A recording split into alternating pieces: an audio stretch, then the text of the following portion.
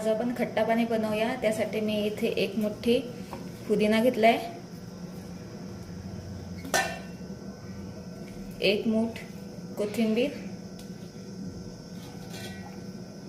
अद्रकचे थोडेसे काप, 1 इंच अद्रकचा तुकडा घेतलाय, लिंबाचा रस, 1 लिंबूचा रस आणि 1 चम्मच जिरे आणि 6 हिरव्या मिरच्या तिखटवाल्या घ्यायच्या आहे आणि थोडंसं पाणी घालून घ्यायचं आहे। आता याची पेस्ट बनवून घ्यायची।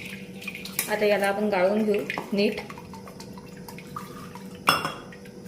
बघा, त्यानुसार पाणी टाकायचं।